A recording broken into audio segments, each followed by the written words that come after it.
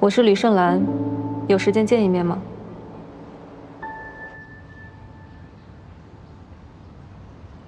阮小姐看上去气色不错。吕小姐特意来国内找我，应该不只是为了夸我气色好吧？看来你喜欢开门见山，那我直说。怀颂回美国有1个多月了，你知道这段时间他是怎么过来的吗？在医院一边做陪护照顾他爸爸，一边要兼顾工作，同时还要准备好几个庭审，就光这些已经够他忙的了。他还要隔着时差陪你通电话，陪你聊天。阮小姐不觉得自己的存在给他带来的只有负担和妨碍吗？吕小姐是以什么样的立场在说这些话呢？我的存在会给谁带来什么？好像也轮不到第3个人来评判。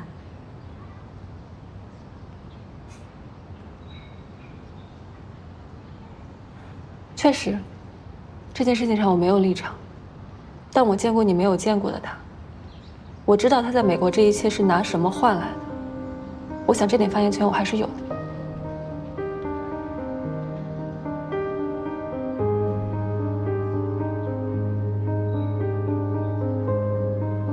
我想你应该知道，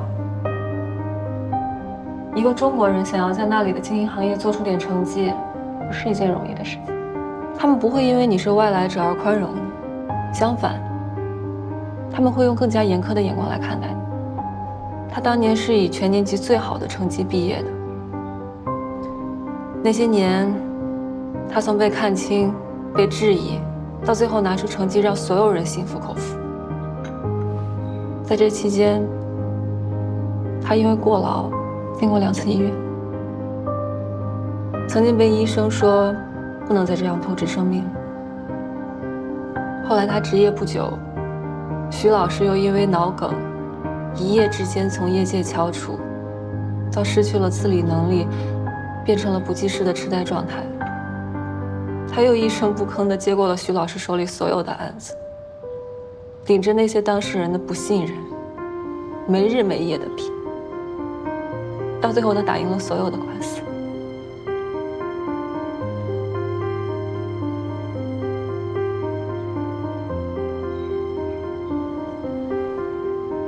我有的时候就是想不明白，一个人到底是有什么样的信仰，能够支撑他做到这个地步？那好像不是单纯的责任感，也不是单纯的职业理想。虽然我到现在也没有找到答案，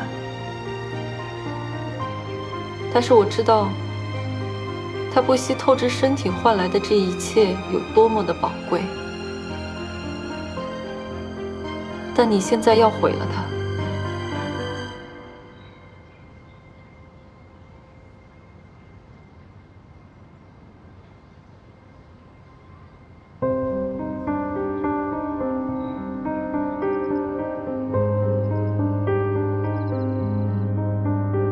如果他真的愿意为了你放弃美国的一切回国，你能心安理得地接受他这样的牺牲吗？那或者说，他对你的感情没有深厚到这个地步，那你们像现在这样每天隔着10几个小时的时差，连一句晚安都不能同时讲给对方，你觉得这样的关系能维持多久？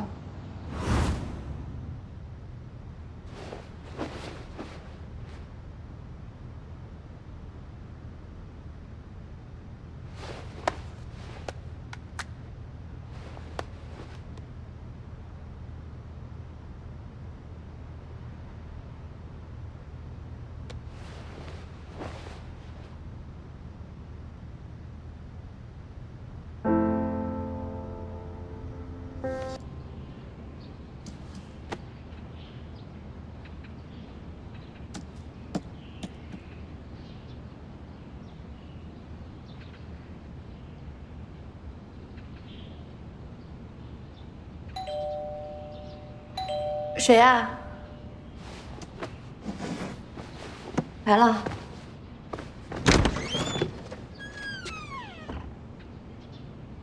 姐姐，怎么了？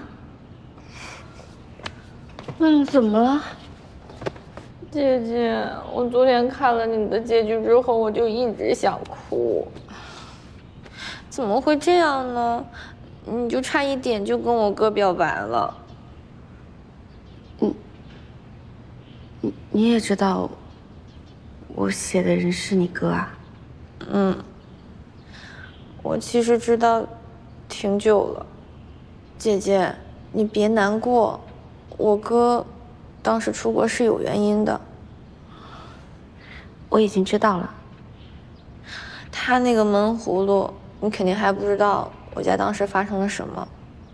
不是因为你爸妈吗？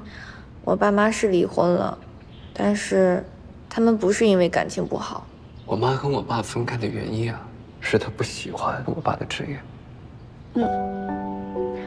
我爸爸，他以前是刑辩律师，经常为杀人犯做辩护。那时候他接了一个案子，让一个涉嫌杀人的嫌疑人被无罪释放了。自从我们家接了这个案子起，我妈就一直不理解他，家里总是有争吵的声音。后来，嫌疑人出来以后，这事情闹得更严重了。邻居对我们家指指点点，被害人家属隔三差五上门闹事，泼油漆、砸鸡蛋。他们还说我爸是杀人犯的帮凶。我那个时候又小，我就有点害怕，所以他们离婚了之后，我就不想跟着爸爸。那你哥呢？我哥应该是为了我才跟着爸爸的，但是他后来对爸爸是什么样的看法，我和妈妈都不知道，因为他也做了律师。但是姐姐你别害怕，他不是刑辩律师。就算你哥哥是刑辩律师，我也不会害怕的。为什么？你不觉得刑辩律师是杀人犯的帮凶吗？每个职业都有各自的职责所在。刑辩律师的职责就在于通过为犯罪嫌疑人辩护来维护司法的公正性、公平和正义，不仅仅是不放过任何一个坏人，也要不冤枉任何一个好人。要做到量刑上既不会过重，也不会过轻，这就是控辩双方在法庭上对抗的意义。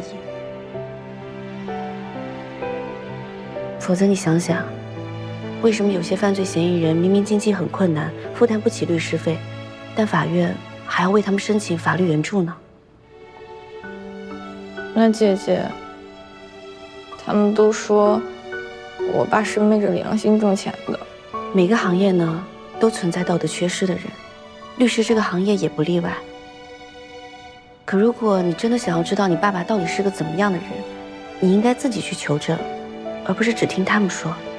你说对吗？如果那只是一些不清楚事实，或者不愿意相信事实真相的人的非议，但你却错怪了你爸爸，那是不是会后悔呢？好了，别哭了。姐姐，你还伤心吗？我早就已经不伤心啦。你看，我还准备写男女主久别重逢以后的番外呢。